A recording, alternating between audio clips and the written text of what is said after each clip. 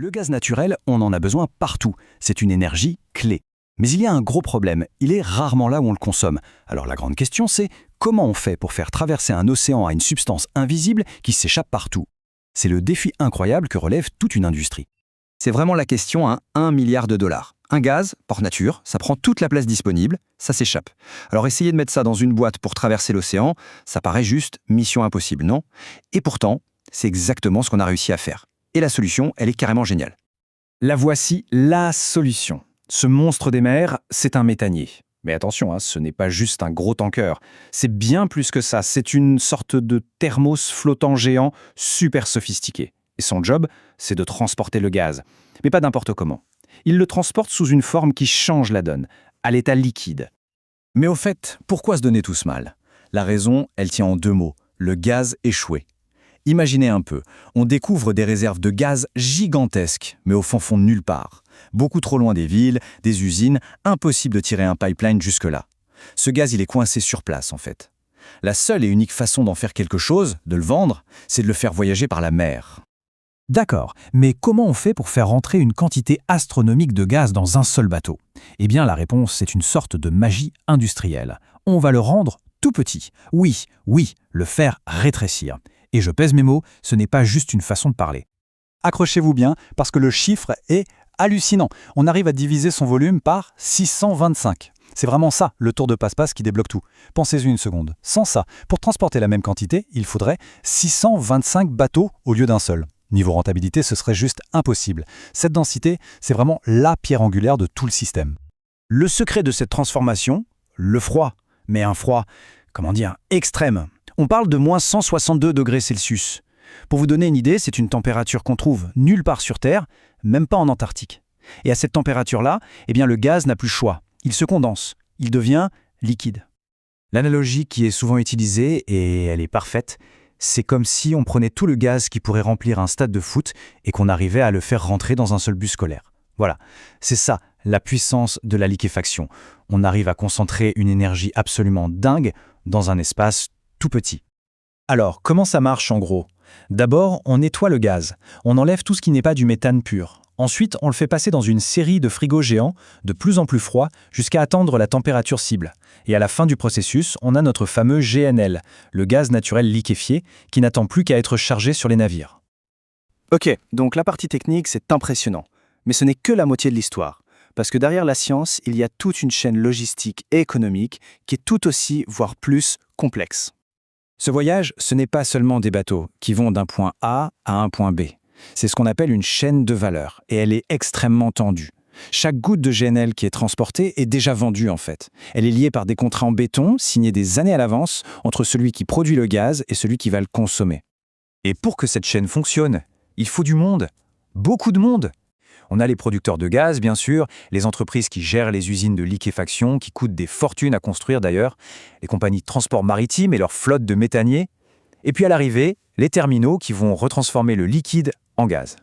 Et tout ce petit monde doit être parfaitement synchro. Le dicton est connu, une chaîne n'est jamais plus solide que son maillon le plus faible.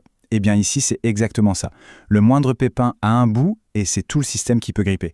C'est pour ça que tout repose sur la confiance et sur des contrats qui s'étalent souvent sur 20 ou 25 ans.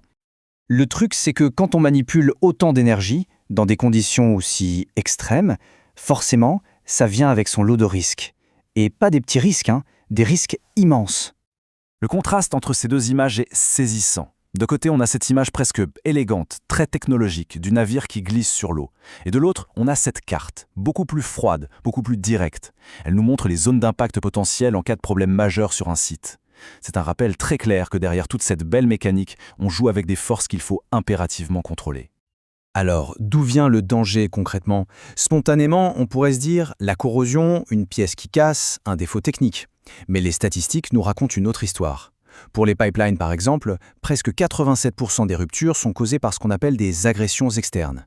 Pour le dire simplement, c'est le coup de pelleteuse qui n'aurait jamais dû être donné là.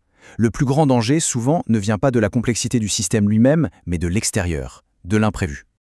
Et si jamais ça arrive, si jamais le gaz s'échappe, les conséquences peuvent être terribles. Parce qu'une fuite, ce n'est pas juste un peu de gaz qui s'en va, c'est une quantité d'énergie phénoménale qui est relâchée d'un coup.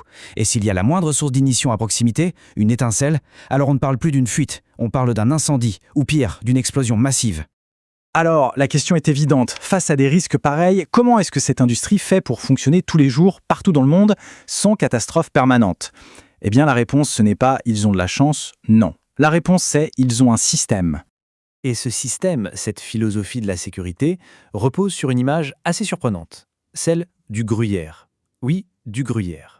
Ça a l'air un peu bizarre dit comme ça, mais c'est en fait l'un des modèles les plus intelligents pour comprendre et gérer les risques. Pour comprendre ce système, il faut d'abord comprendre l'ennemi numéro 1.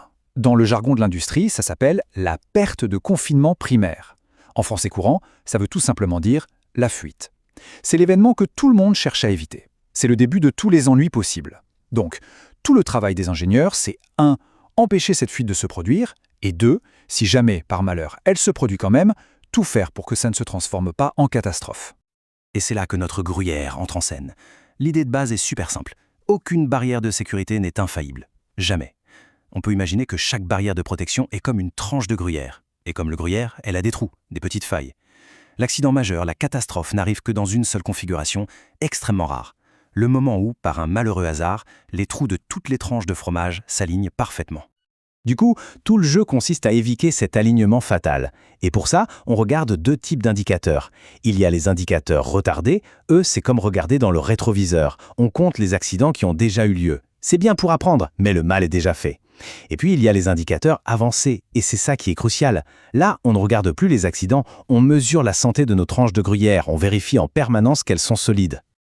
Et ces fameuses tranches de fromage, ce n'est pas de la théorie, c'est très concret. C'est par exemple des normes de construction super strictes pour les cuves. C'est le choix de matériaux qui peuvent résister à moins 162 degrés. Ce sont des capteurs et des systèmes d'arrêt d'urgence qui réagissent en une fraction de seconde. Ce sont des procédures que les opérateurs doivent suivre à la lettre. Ou encore des entraînements et des exercices de crise constants. L'objectif final, vous l'avez compris, c'est d'empiler un maximum de ces tranches de gruyère. On les rend les plus robustes possibles pour que la probabilité que tous les trous s'alignent en même temps devienne quasi nulle. C'est ce qu'on appelle la défense en profondeur. Finalement, toute cette gigantesque logistique mondiale du gaz repose sur un principe assez simple, s'assurer que les trous du gruyère ne s'alignent jamais. Mais la question qu'on doit se poser, c'est, alors que ce commerce mondial grandit, avec toujours plus de navires, toujours plus d'installations, toujours plus de complexité, est-ce que nos tranches de gruyère seront toujours assez nombreuses et assez solides pour tenir le coup ?